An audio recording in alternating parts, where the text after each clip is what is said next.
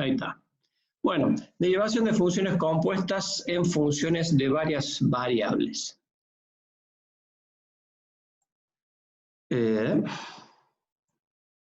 Ahí está.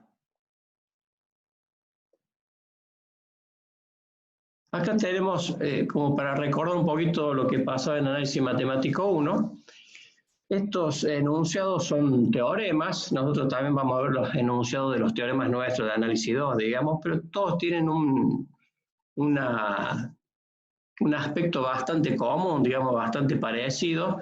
Según el caso van cambiando un poquito, pero en definitiva todos tienen las mismas cosas. Por ejemplo, en análisis matemático 1, ¿qué decíamos? Si I es igual a f de x es diferenciable respecto a x, pero a su vez x es igual a g de t es diferenciable respecto de t, entonces decíamos que I es indirectamente diferenciable respecto a la última variable que esté. Y entonces ahí Disculpe, sí. ¿está en el PowerPoint ya? Porque yo por lo menos estoy en los archivos de documento que tiene usted. No sé si... Ahí sí. ¿Ahí compartió o no? ¿Se ve? Yo por lo menos todavía veo quinta clase, derivación de funciones. Ah, perfecto. Entonces, vamos a ver acá. ¿Ahora sí? Sí, ahora sí. Ahora sí. Ahora Gracias. sí. Bueno, un error mío Disculpe, entonces. profe. No, está bien, porque es un error mío. Bueno, en análisis matemático 1 decimos que si una función y depende de x es diferenciable, ¿no es cierto?, respecto de x, pero a su vez x es diferenciable respecto de otra variable más, que podríamos decir de que y es indirectamente diferenciable respecto de la última variable t. Y entonces hacíamos la famosa regla de la cadena, donde la derivada de y respecto de t era igual a la derivada de y respecto de x, y por, ahí venía una multiplicación, la derivada de x respecto de t. Entonces, y la x terminaba siendo como una variable intermedia, la y variable dependiente y x variable intermedia y t la única variable independiente, ¿no? Entonces, ahí estaba la composición de funciones. Bueno, en análisis matemático 2 hacemos una frase parecida en el teorema. Acá tenemos el primer caso. Estamos hablando de derivación de funciones compuestas en campos escalares. Campos escalares es decir que la imagen es un escalar, ¿no es cierto? Bueno, sea z igual a f de xy, ven, tenemos una variable más, función diferenciable respecto de x y de y, donde x a su vez depende de t, y a su vez también depende de t, diferenciable respecto de t. Entonces, esa es la conclusión del teorema, z es indirectamente diferenciable respecto de t. Y propone como tesis este resultado, ¿no es cierto? Que es la derivada de z respecto de t es igual a la derivada de z respecto de x por x respecto de t más la derivada de z respecto de y por la derivada de y respecto de t. Acá se arma una regla de la cadena en dos sumando, ¿no? Bueno, acá viene lo que es la demostración. Vamos a hacer una demostración de este teorema solamente, los otros los vamos a enunciar y vamos a ver cómo son las relaciones. En este decimos, bueno, como es diferenciable z respecto de x y de y, entonces podemos poner la definición de diferenciabilidad, ¿no es cierto? Es decir, una función es diferenciable si el incremento de esa función se puede expresar de esta forma, donde epsilon 1 y epsilon 2 tienden a 0 cuando los delta x y delta y tienden a 0. ¿Cierto? Esa era la definición. Bueno, acá lo que hay que tener en cuenta es que como x e y dependen de t, cuando yo varíe t, cuando yo haga una variación de t, va a variar delta x y delta y, es decir, va a producir variaciones en x y en y, y por lo tanto me va a producir variaciones en z. Va a producir variaciones en z. Entonces, yo lo que puedo hacer es de dividir toda la expresión por delta t, y ya estoy teniendo, ven, acá un cociente incremental de z respecto de t. ¿Y por qué digo que es un cociente incremental? Y bueno, porque yo sé que cuando varíe t me va a variar x e y también me va a variar z. Entonces eso, el cociente incremental se va a producir. Y por supuesto divido el delta t en todas las expresiones, ¿cierto? Bien. Acá tengo ya 10. No se ve el archivo, ahora está perfecto, bien. Bueno, vamos a la siguiente. Sí, ahí está. Ahora, si yo al delta t lo hago tender a 0, ¿qué va a pasar? Como x es un g de t, bueno, cuando yo me muevo un delta t a partir de t, voy a tener un delta x, ¿no es cierto? Pues voy a tener g de t más delta x menos g de t. ¿Eh? Cuando yo tienda a 0 este delta t, obviamente esta resta va a tender a 0 también. Lo mismo va a pasar con el delta i. Y como estas dos van a tender a 0 cuando delta t tiende a 0, entonces, por ser la función diferenciable, z diferenciable, el epsilon 1 y el epsilon 2 van a tender a 0 también. Entonces, esto me permite tomar límite, es decir, tomo límite para delta t que tiende a 0, y esto no es otra cosa más que la derivada de z respecto de t.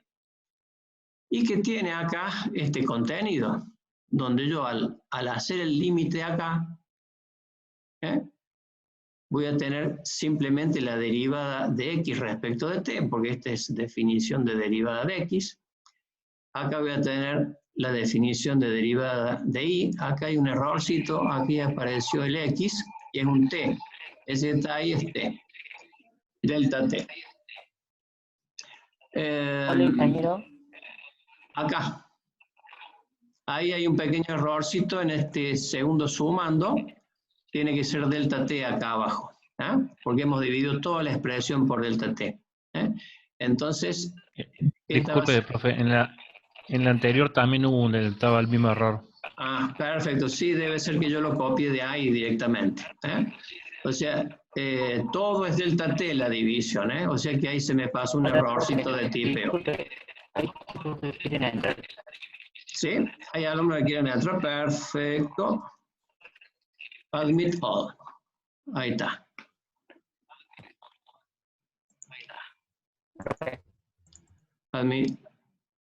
Admitimos todo. Perfecto. Listo. Bien. Por lo tanto, cuando yo tiendo a 0 el delta t, yo ya sé que epsilon 1 y epsilon 2 se me hacen 0. Entonces estos dos últimos sumandos se me van a hacer 0. Y acá me va a quedar la derivada de y respecto de t y la derivada de x respecto de t. ¿Ves? Que es lo que queríamos demostrar en la expresión de la tesis, ¿no es cierto? Bien. Esto que he puesto acá es un esquema de dependencias. Algunos profes lo usan, otros no, pero a mí me parece que es práctico, sobre todo para cuando uno tiene que hacer ejercicio, hace el esquema de dependencia y enseguida le salen las derivadas. Fíjense de que yo parto de la variable dependiente, tengo dos variables intermedias que son la x y la y, y la última variable que es la independiente, que es t. Para llegar a t tengo dos caminos. Por lo tanto, eso representa que voy a tener dos sumandos en mi ecuación de la derivada de la función. Una variación a través de la variable intermedia x y otra variación a través de la variable intermedia y. Por eso aparecen dos sumandos, ¿no? Y en cada camino se produce una regla de la cadena, es decir, z derivada respecto de x y x respecto de t, más la variación que produce z a través de y. Bien. Vamos a ver la otra. Ahí está. Esto en forma matricial, esto me interesaría que ustedes puedan acostumbrarse a ver también en forma matricial los resultados, las conclusiones. Si bien en este caso no hace falta porque es una fórmula chiquita, pero después, a la medida que van creciendo en variables, la cosa se pone un poco más difícil hacerlo de la forma anterior y es mejor poner matrices. Fíjense que acá estoy poniendo la derivada de z con respecto a t, que es la derivada respecto a la variable independiente de t, ¿no es cierto? Estoy haciendo acá la matriz de derivadas respecto de las variables intermedias, que tiene una fila y dos columnas. Una fila porque es una sola la función, y dos columnas porque son dos las variables de las cuales depende.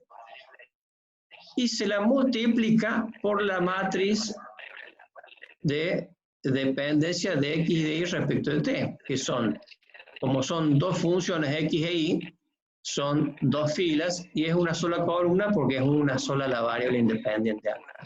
Y si se fijan, cuando yo multiplico obtengo la expresión anterior, es decir, derivada de z respecto de x por derivada de x respecto de t, más la derivada de z respecto de y por la derivada de y respecto de t. Tengo la formulita anterior. Y esta es la forma de verlo en notación jacobiana. Es decir, esta es la forma de notación jacobiana, es una notación, pero se entiende perfectamente que es una fila, porque es una sola la función, y dos columnas, porque son dos las variables. Por la otra matriz jacobiana, que son dos funciones, dos filas, porque son dos las funciones, y una columna, porque es una la variable independiente. Entonces voy a tener una...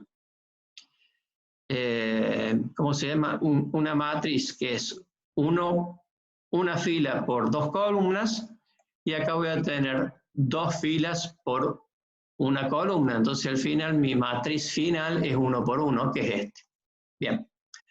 Acá tengo un ejemplo. Hallar la derivada de u respecto de t en el punto t menos 1. Bueno, esta es la función.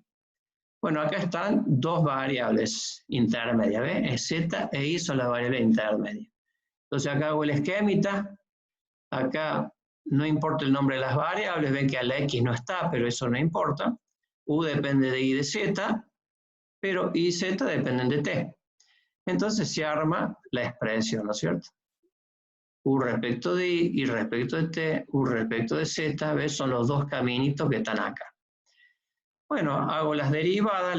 Esta primera la voy a sacar ¿de dónde? De la función de acá arriba. Esta segunda que tengo acá, la voy a sacar de acá. Esta la voy a sacar de acá arriba, y esta que está acá la saco de acá. Es decir, el problema es simplemente buscar dónde está la función, derivar y poner. Después lo que sí tengo que tener en cuenta es que me han dado un solo valor, que es el t. Entonces, con ese t, como yo sé que hay una composición, me permite sacar los valores de y y de z que le corresponden a ese t. Fíjense que yo acá en esta expresión de la derivada tengo no solamente al t, sino que tengo a la y y a la z. Entonces, sí o sí tengo que hacer estas evaluaciones. Y al reemplazar los tres valores, bueno, me queda el resultado. Bueno, acá hay un segundo caso. Acá se va aumentando un poquito las variables, en este caso las independientes, pero el esquema del teorema es el mismo. Es decir, fíjense, sea z igual a f de xy, función diferencial respecto de xy, donde x a su vez depende de c y t a través de g, e y depende de c y t a través de h. También son funciones diferenciables respecto de c y de t. Entonces z es indirectamente diferenciable respecto de c y de t. Ven que la conclusión va siendo la misma, ¿no? Siempre decimos z es indirectamente diferenciable respecto de las últimas variables independientes. Como acá tengo dos variables ahora independientes, no voy a tener derivadas totales, por lo tanto, este es un errorcito de tipeo acá, esta tiene que ser derivada parcial, porque z va a depender en definitiva de dos variables independientes. Por lo tanto, este pequeño errorcito que está acá tendrían que ser derivadas parciales. Distinto era el anterior, que era una única variable independiente, por lo tanto, ahí sí que era derivada total. En este caso es parcial. Bueno, pero fíjense, pasa lo mismo, hay dos sumandos, ¿ves? Significa que hay dos caminos para llegar a la variable independiente. Y si se fijan, bueno, llegamos a S a través de X, llegamos a S a través de Y. Por lo tanto, terminan siendo expresiones similares al primer caso, nada más que ahora tengo dos, porque tengo dos variables independientes. Y acá si tuviese más variables independientes, con la misma cantidad de variables intermedias, ¿no es cierto? Bueno, tendría más derivadas, pero tendría la misma estructura. Bien, acá en forma matricial, si se fijan, yo puedo tener las dos derivadas parciales de z respecto de sus variables independientes finales, la puedo tener en una matriz, derivada de z respecto de s, derivada de z respecto de t,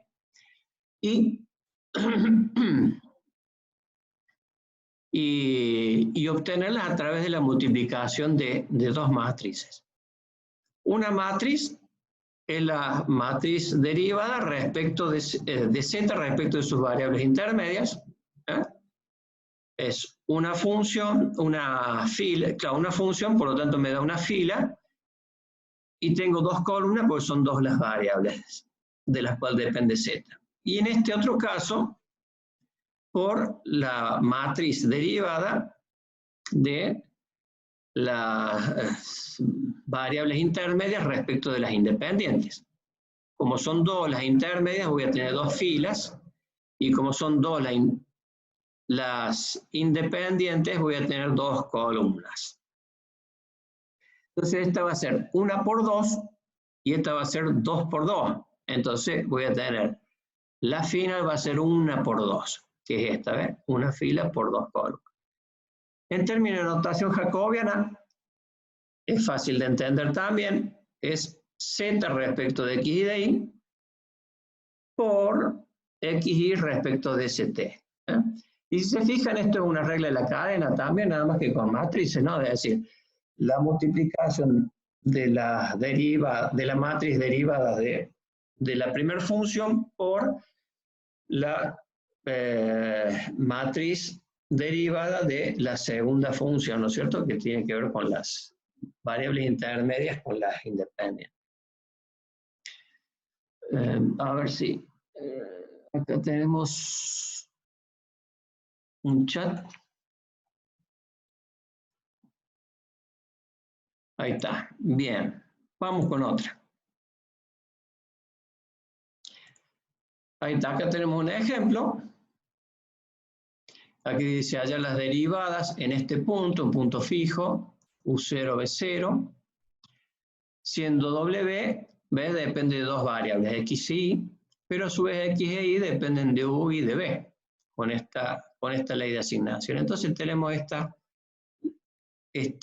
estructura, digamos, de dependencias. W depende de X y de Y, pero X e Y dependen de U y B. En un ejercicio puede pasar que en un práctico alguna de estas dependencias no exista. Es decir, alguna de estas flechitas. Por ejemplo, si acá no estuviese la U, bueno, Y dependería solamente de B, entonces esta flechita que está acá no estaría. Y eso puede pasar en un práctico. Con lo cual, bueno, si tengo un solo camino, voy a tener un solo sumando, ¿no es cierto? Bueno, en este caso hemos puesto de que para cada variable independiente hay dos caminos a través de las dos variables internas. Entonces hacemos las derivadas. W respecto de X la sacamos de acá. X respecto de U la sacamos de acá. Más W respecto de Y, que es la otra variable intermedia, la sacamos de acá. Y respecto de U la sacamos de acá. Bueno, después se deriva lo que queda, ¿no es cierto? Con la derivada de W respecto de B hacemos lo mismo. Y después sí tengo que hacer la tabla de valores, ¿no? Me han dado solamente U0, B0, tengo que sacar el el x0 y 0 a través de estas funciones. Me da dos valores, bueno, reemplazo, porque acá tengo todo, ¿no? Tengo y, tengo u, tengo x, tengo b, entonces tengo que poder reemplazar todo. Bien. El teorema, regla de la cadena, este es el caso general, no se asusten, siempre generalizamos. ¿Puedo hacer una consulta? ¿Cómo? Quería hacer una consulta del tema anterior. Sí, decime. A ver. La primera anterior quería consultarle respecto, si puedes repetir el concepto ese cuando no está presente una de las variables independientes. Por ejemplo, el caso de U. Claro, por ejemplo, en un práctico puede pasar de que esta U que está acá, que tiene I, ¿no es cierto? Esta U que está acá a lo mejor no está. A lo mejor está coseno 3b solo, ¿me entendés? En un ejercicio de un práctico. Entonces la I va a depender solamente de B, ¿me entendés? Entonces, X va a seguir dependiendo de U y de B, pero Y va a depender solamente de B. Entonces esta flechita que está acá, Y, dependiendo de U, no va a estar. Entonces, cuando yo haga la derivada de W respecto de B, ¿no es cierto?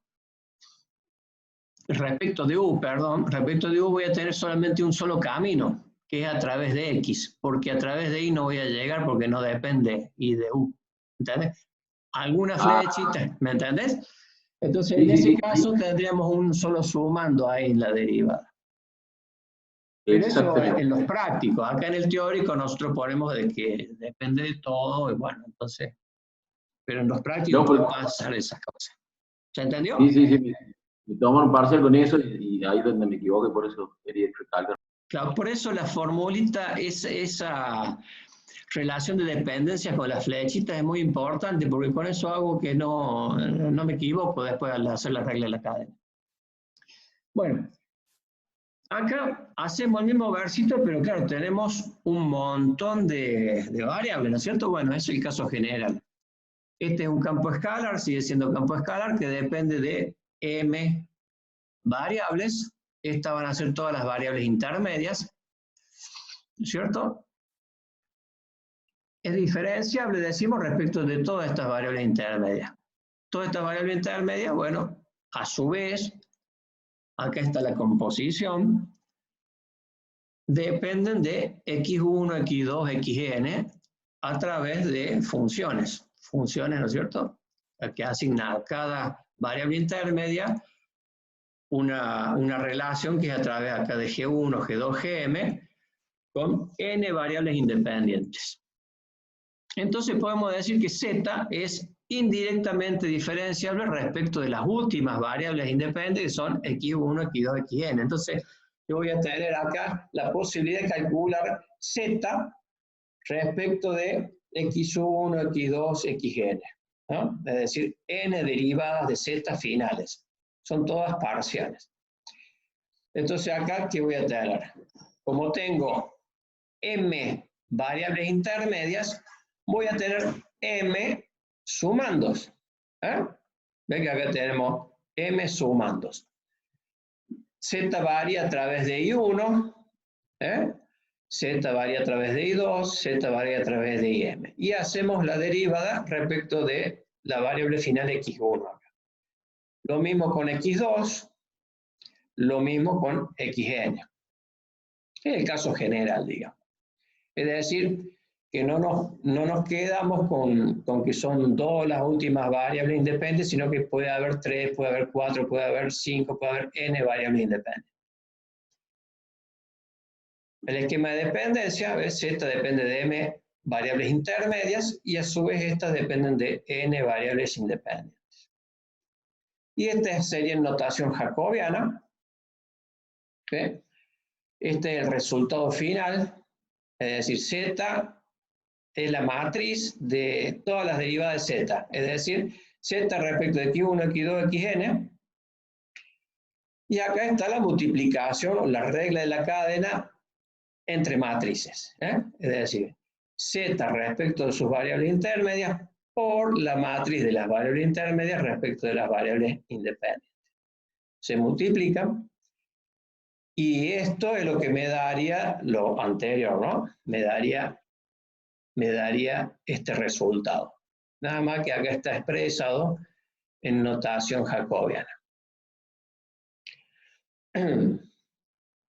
Bien, en funciones vectoriales, si bien esto por ahí no está en, no se lo ve en algún apunte por ahí en el apunte de Monjour, creo que es importante verlo porque estas también hacen composición, digamos, las funciones vectoriales también se pueden componer. Es decir, ¿ve? Acá hacemos el mismo versito nada más que con funciones vectoriales. Ya no tengo una imagen escalar, sino vectorial. ¿Se acuerdan? La función vectorial era de R a Rm. Entonces, tengo que decir, bueno,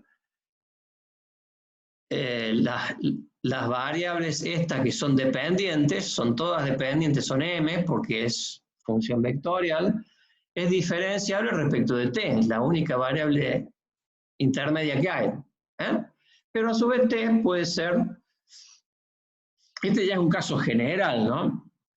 Puede ser a su vez t dependiente de n variables. Entonces acá se arma una composición en la cual I1, I2 y M pueden depender en forma final de X1, X2, Xn. Entonces, fíjense cómo es el final, dice, son funciones, función T es función diferenciable respecto de X1, X2, Xn, entonces, en definitiva, I1, I2 y M son funciones indirectamente diferenciables respecto de X1, X2, Xn. Fíjense la cantidad que hay. ¿Cuántas derivadas podemos tener acá? M. M por N. M por N, porque son... Ah, claro, se plantea una más. Claro, porque son M las funciones, pero son N las variables independientes. Entonces yo cada una y uno la puedo derivar respecto de X1, X2, Xn. Y 2 la puedo derivar respecto de X1, X2, Xn. ¿Me entiendes? Entonces voy a tener, ¿ve? Acá hay I1, fíjense en esta fila. Ok. Esta fila son todas las derivadas de I1. Fíjense, ¿ve? I1 respecto de X1, de X2, de Xn. ¿Ve? Tengo N derivadas. Con I2 lo mismo, con IM también. Fíjense que cada derivada tiene un solo sumando. ¿Por qué? Porque hay una sola variable intermedia. Hay un solo caminito para llegar a cada variable independiente. Para I1 hay un solo caminito para llegar a X1. Entonces es un solo término la derivada. Y fíjense, en forma matricial yo tengo M filas por N columnas. Son todas las derivadas de las funciones dependientes I1, I2 y M. Y las puedo obtener a través de esta multiplicación. Como tengo todas las variables dependientes I1, I2 y M respecto de T, esta es la derivada de I1, I2 y M respecto de la variable intermedia que es única. Por esta que es una sola fila porque hay una sola función, la variable intermedia T, respecto de todas las variables independientes, por eso tengo todas las columnas. Fíjense que va a ser el primer elemento que va a ser derivada de 1 respecto de T por derivada de T respecto de X1, ¿cierto? Fila con columna, y me da esa. El segundo elemento, primera fila con segunda columna. Último elemento acá, esta primera fila con la última columna. Y así con todas las demás, ¿no? Cuando llego a la segunda va a ser esta por esta me va a dar esta. Y así, bueno, ustedes ya saben multiplicar matrices. Ahí está, ¿ve? Acá tenemos un ejemplito, esto es más acotado. ¿Ve? Tenemos una función que depende vectorial, que tiene 3 componentes, que dependen de t solamente. Pero a su vez, T, que acá cuando nos dan el ejercicio no nos dicen, pero como nos dicen allá las derivadas de f compuesta con g, significa que f tiene que tomar de la imagen de g. ¿Ah? Por lo tanto, el t, que sería la variable de f, tiene que ser el g. Entonces, yo a esta ya le llamo t. ¿Ah? T depende de x y z. En el punto me dan un punto fijo respecto de las variables independientes últimas. Y este es el esquemita de dependencia. U, V y W dependen de T, y a su vez T depende de estas tres variables. Lo podemos hacer con jacobianos, ¿ve? Esta sería la matriz final, lo que yo quiero calcular, U, V, W respecto de X y Z, es la matriz de derivadas. Esta es la primera matriz, acá hago la regla de la cadena con las matrices, V, W respecto de T, por la intermedia respecto de X y Z. Y la voy a tener acá, ¿ves? V, W respecto de T, acá está, ¿ves? Es una sola columna porque es una sola la variable independiente. U, V, W respecto de T. Y acá, esta va a ser una sola fila por tres columnas, porque son tres las variables independientes. Entonces voy a tener a T respecto de X, T respecto de Y, T respecto de Z. Se multiplica. Y bueno, yo acá hago, si tengo tres valores de las variables independientes, tengo que sacar el valor de T0, porque me va a aparecer, ¿ves? El T me aparece en las ecuaciones. Entonces, tengo que evaluarlo para ver cuál va a ser mi T0. Y bueno, acá multiplico, tengo las matrices, las multiplico, y bueno, acá tengo todas las derivadas. Esta es la notación, y estas ya son las derivadas, ¿ves? 3 por 3.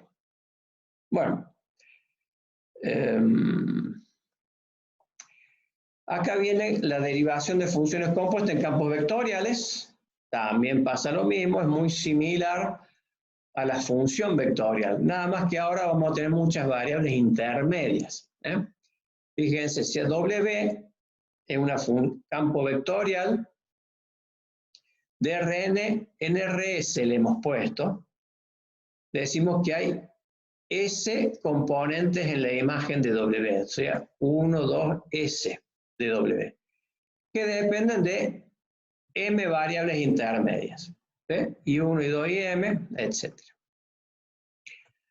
Pero a su vez esta, y 1, y 2, y M, dependen de X1, X2, Xn, a través de G1, G2, Gm, ¿ve? Es decir, a través de una función de Rn en Rm.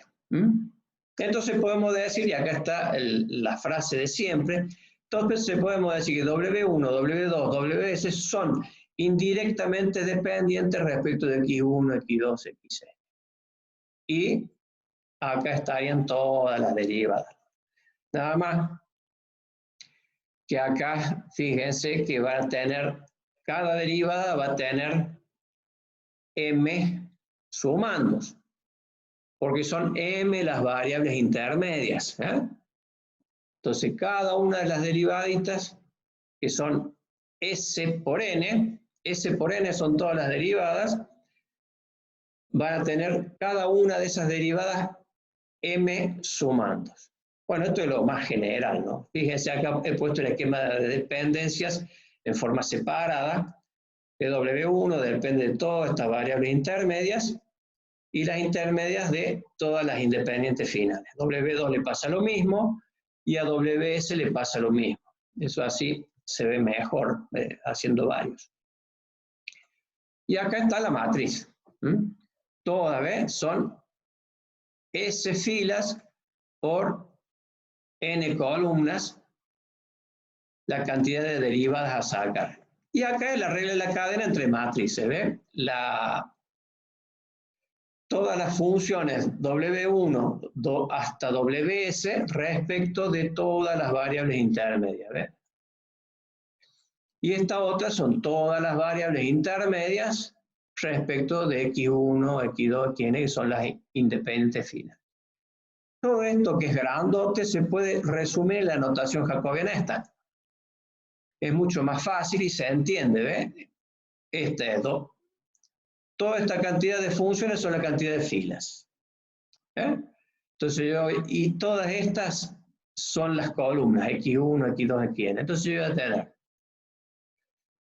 la primera columna, W1, W2, Ws respecto de quién, de X1, esa es mi primera columna. Después todas las funciones respecto de X2, mi segunda columna, y así sucesivamente. Esta sería la matriz respecto de las variables intermedias, y esta es la matriz de derivada respecto de las intermedias con las independientes. Y bueno, acá tenemos un ejemplito, por supuesto mucho más acotado. Decimos hallar las derivadas de la composición F con G. F con G. Entonces me da la F, me dice que es de 3 componentes, F1, F2, F3, ven que hay punto y coma acá que separan las componentes, y tengo 3 variables intermedias acá, X y Z. Entonces F es de R3 en R3. Y después tengo una G que me dice que también tiene 3 componentes. U más B, U menos B, U por B, ¿no es cierto? 3 componentes. Pero las variables independientes son 2, es U y B. Esto es una función de R2 en R3. Lo importante para poder componer F con G es que estos dos sean de la misma dimensión, es decir, que F, que tiene que tomar componentes tiene que tomar vectorcito de 3 componentes, lo pueda tomar de la otra función que es la que está anidada en la composición, ¿no es cierto? Es decir, que G tiene que tener en su imagen 3 componentes. Entonces, estos valores tienen que coincidir, 3 con 3 acá. Por eso, acá le llamo X, Y y Z a estas 3 componentes de G. Porque son las que tiene que tomar F1, F2 y F3. Y acá me dan el puntito